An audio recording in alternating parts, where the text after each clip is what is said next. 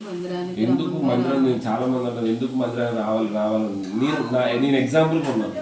నేను ప్రతి ఆదివారం మందిరం ఖచ్చితంగా రావాలి. ఎన్నో పనులు ఉండొచ్చు, ఆరోగ్యం బాగాలేకపోవచ్చు, ఏదో ఉండొచ్చు, కానీ మందిరానికి రావాలి. అప్పుడు ఏమొస్తుందంటే కృప మనం పొందుకోవాలి. ఆ కృప ఉన్నప్పుడు ఇక నేను భయపడను.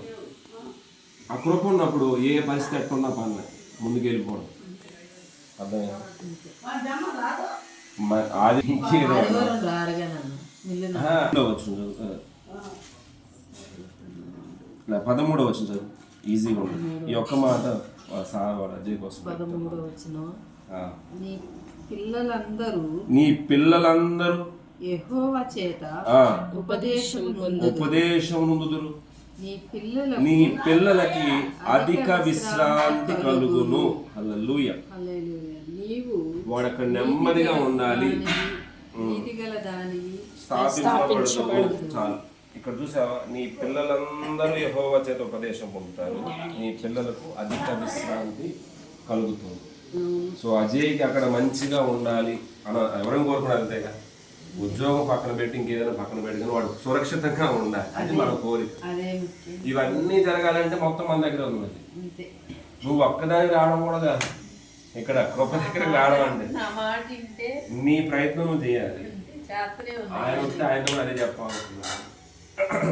ఒక్క ఆదివారం రావడం కాదు, నెలలో ఒక్క ఆదివారం ఒక్క కృప దొరకడం కాదు, అన్ని ఆదివారం ప్రభు దగ్గరికి ఎప్పుడు రావడానికి సిద్ధంగా ఉంటే ఆ కృపను మనం పొందుకొని. ఇప్పుడు మనం చదివిన 103వ కీర్తనలో కూడా 3 సార్లు కృప అని ఉంటుంది. ఆయన కృపా సమృద్ధి గలవాడని ఉంటుంది. ఆయన కృప ఆయన ఎందుకు భయభక్తులు అనడలా ఎంతో అధికముగా ఉంటుందని. బాబేరా, ఆయన ఎందు భయభక్తుల వల్ల ఆయన కృప అంత అధికముగా ఉన్నది. సరే, ఇప్పుడు ఇంకో మాట చదివేదా 17వ వచనం 17.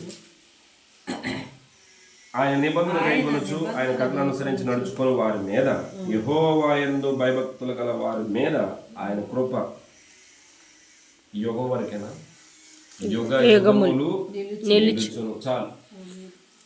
అర్థమైందా? మొత్తం కృప గురించే చెప్పారు. యెహోవా దగ్గర కొంత కృప దొరుకుతుంది. ఆ కృప నిన్ను విడిచిపెట్టదు. నువ్వు దేనికి భయపడడం అవసరం లేదు. దగ్గర భీతి రాదు. నీకు విరోధంగా రుబ్బిన ఏ ఆయుధము వర్దెలదు. నీ పిల్లలు ఉపదేశము, యెహోవా ఉపదేశము వాడికి మనం అనకుండానే వాడికే వచ్చింది. నేను క్రిస్మస్కి ఏదైనా ఇవ్వాలనుకుంటున్నాను, మనం అడిగామా? ఎవరు అడిగితే కూడా చేయొచ్చు. ఆయన ఉపదేశం పొందుకుంటున్నాడు అంటే దేవుడికి ఇవ్వాలి. ఇచ్చే మనసు ఉంది దేవుడికి. దానివల్ల విశ్రాంతి అంటే దేవుడు సురక్షితంగా ఉంచుతాడు. ఓకేనా? ఇక వద్దు రిఫరెన్సెస్, చాలు. ఓకేనా? దేవుని కృప మనకు తోడే ఉన్నను గాక. నీవు నా తోడు ఉన్నావయ్యా, నాకు భయం